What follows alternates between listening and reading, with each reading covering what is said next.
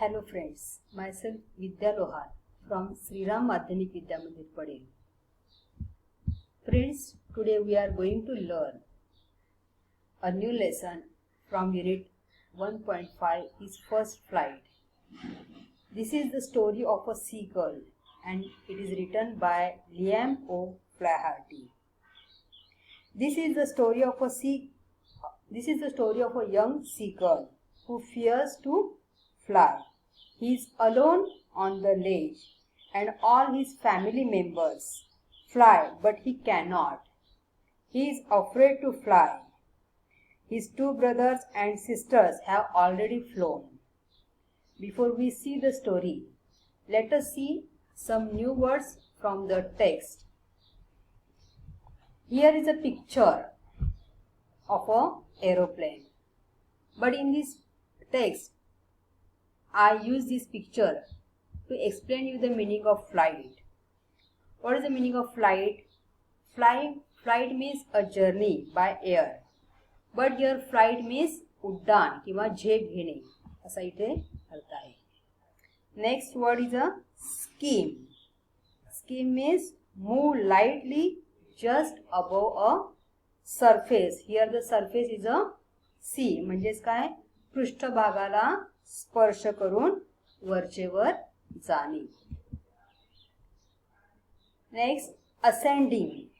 Ascending means असेंडिंगचा अर्थ आहे चढता किंवा चढत्या क्रमाने जाणे. The sun is now ascending in the sky. म्हणजेच काय? सूर्य वरती आकाशामध्ये येत आहे. Next cliff. Cliff means a high steep face of a rock. ज्याला मराठीत आपण उंच कडा असं म्हणायचंय. Herring. Herring it is a kind of a fish. एक विशिष्ट प्रकारचा हा मासा आहे. Ledge. Ledge means a narrow horizontal shelf projecting from a wall or here a cliff. मराठीत आपण त्याला म्हणायचे अरुंद फळी. सीगल. सीगल म्हणजे समुद्र पक्षी. Hump. Hump means a round raised mass on land.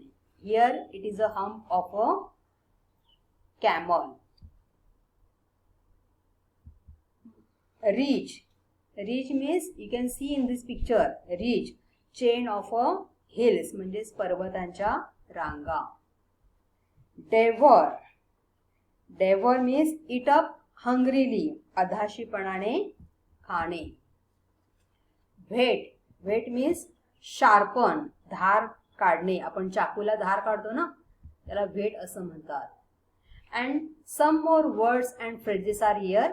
First of all let us see the meaning of all this words. First word is shrilly. Shrilly means in a loud harsh voice. म्हणजे कर्कश आवाजामध्ये ओरडणे. Upbraiding. Upbraiding means scolding. ज्याला मराठीत आपण खरडपट्टी काढणे किंवा धमकावणे असं म्हणतो. Cackle. Cackle means utter a shrill cry. कर्कश ओरडणे. Brink.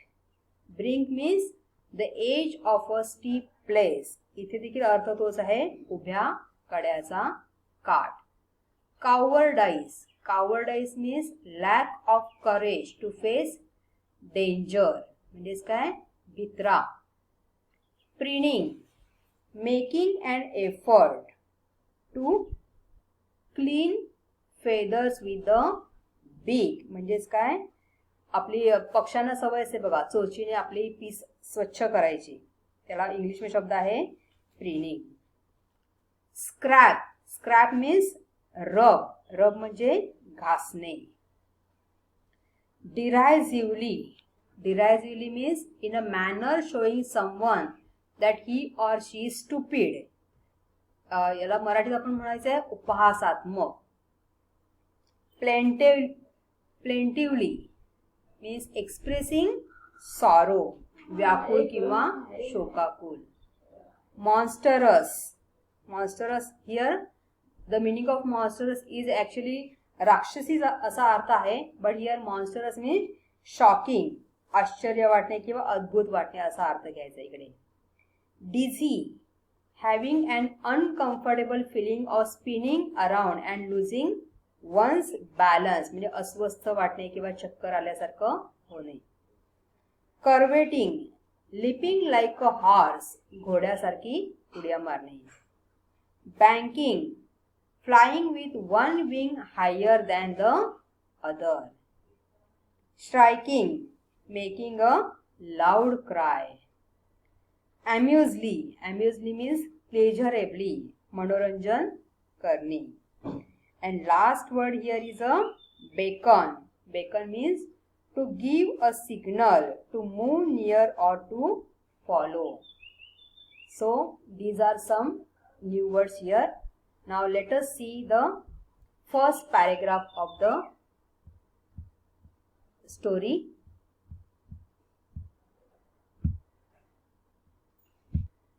His first flight. The young seagull was alone on his ledge. His two brothers and his sisters had already flown away the day before. He had been afraid to fly with them. Somehow, when he had taken a little run forward to the brink of the ledge and attempted to flap his wings, he became afraid. The great expanse of sea stretched down beneath, and it was such a long way down, miles down. He felt certain that his wings would never support him. So he bent his head and ran away back to the little hole under the ledge, where he slept at night. Even when each of his brothers and his little sister, whose wings were far shorter than his own, ran to the brink, flapped their wings and flew away, he failed to muster up courage to take that plunge, which appeared to him so desperate. His father and mother had come around calling to him shrilly, upbraiding him, threatening him to let him starve on his ledge unless he flew away. But for the life of him, he could not move. So friends, this is the story of a young seagull who fears to fly. He is alone on the ledge. All his family members fly, but he cannot. He is afraid to fly. His two brothers and sisters have already flown. His parents want him to fly, but he does not listen to them. He feels that his wings were too weak to fly over the mighty sea. So he prefers to live alone on the little hole under the ledge. He sleeps there the whole night. Although the wings of his brothers and sister are weak, they fly. He fails to gather courage to fly. His father and mother insist him to flap his wings and fly. Then even threaten him not to offer food. They even threaten him not to offer food. But he cannot show any sign to lead. Friends, let us see the meaning of first paragraph. The young seagull was alone on his ledge. म्हणजे तो छोटासा seagull, समुद्र पक्षी, हा त्याच्या खडकाच्या टोकावर एकटाच बसलेला होता. And his sister had, his two brothers and his sister had already flown away the day before. आदल्या दिवशीच त्याचे दोघे भाऊ आणि बहीण दूर उडून गेले होते. त्याला मात्र त्यांच्याबरोबर उडत जायची भीती वाटत होती. खडकाच्या टोकापर्यंत पुढे पळत जाऊन पंख फडफडावायचा त्याने प्रयत्न करून पाहिला, परंतु का कुणास ठाऊक तो घाबरून गेला. खाली अथांग पसरलेला समुद्र होता आणि समोर मैलोन मैल दूर जाणारा मार्ग दिसत होता. त्याला वाटले की आपल्या पंखांना हे मुळीच झेपणार नाही अशी त्याला खात्रीच पटली होती. आणि म्हणून तो आपले डोकं खाली टेकून तो खडकाखालच्या रात्री डोकं खाली घालून तो झोपायला गेला.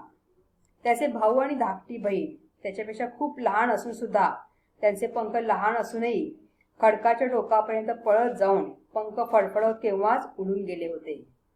पण छोटा सीगल मात्र इच्छा असूनही काही केल्या उडायचं त्याच्यामध्ये धाडस होत नव्हतं. त्याचे आई वडील त्याला कर्कश आवाजामध्ये ओरडत होते, पण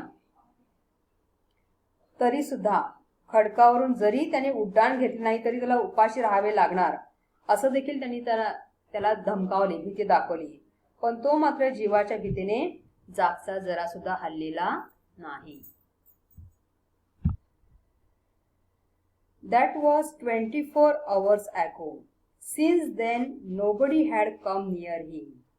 The day before, all day long, he had watched his parents flying about with his brothers and sisters, perfecting them in the art of flight, teaching them how to skim the waves and how to dive for fish.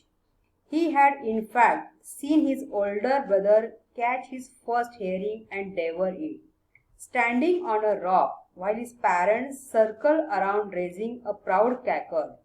And all the morning the whole family had walked about on the big plateau, midway down the opposite cliff, taunting him for his cowardice.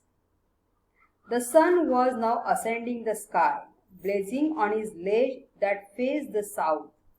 He felt the heat because he had not eaten since the previous nightfall. That was 24 hours ago. Since then, nobody had come near him. No one comes to him for 24 hours. The day before, he watched his parents flying with his brothers and sister. The parents teach them how to skim the waves and how to catch fish. The young girl see his brother catching the fish. Everyone in his family makes fun of his cowardice. Since he had not eaten the whole night, he felt hungry. He wanted to eat something. That was 24 hours ago. म्हणजेच काय, त्याला आता ह्या गोष्टीला 24 तास उलटून गेले होते. Since then, nobody had come near him. आणि अजूनपर्यंत त्याच्याजवळ कोणीही फिरकलेलं नव्हतं. The day before, all day long, he had watched his parents flying about with his brother and sister, perfecting them in the art of flight, teaching them how to skim the waves and how to dive for the fish. आदल्या दिवशी त्याने पाहिलं होतं की आपले आई वडील आपल्या भावंडांना शिकवत आहेत हाऊ टू स्कीम, म्हणजे त्या पाण्याला स्पर्श कसा करायचा, किंवा how to dive for fish. Dive means सूर मारणे, आणि त्या पाण्यामध्ये, समुद्राच्या पाण्यामध्ये सूर मारून माशांना कसं पकडायचं किंवा मासे कसे पकडायचे हे त्याच्या आई वडील त्याला आपल्या भावंडांना शिकवताना त्याने पाहिलं होतं. He had in fact seen his older brother catch his first herring and devour it. त्याने हे सुद्धा पाहिलं होतं की आपला भाऊ त्याने कशी माशाला पकडले आणि तो पकडला मासा तो कसा अधाशीपणाने खात होता हे देखील त्याने पाहिलं होतं. Standing on a rock while his parents circled around raising a proud cackle. आणि जेव्हा आपल्या छोट्या भावाने माशाला पकडलेलं पाहून त्याच्या आई वडील कसे त्याच्या भोवतीने आनंदाने आणि अभिमानाने ते फिरत होते हे देखील त्याने पाहिलेलं होतं. And all the morning the whole family had walked about on the big plateau midway down the opposite cliff, taunting him for his cowardice. आणि नंतर सकाळी सर्व फॅमिली, सगळी कुटुंबातले व्यक्ती त्या मोठ्या खडकावर सगळीजण एकत्र आले होते आणि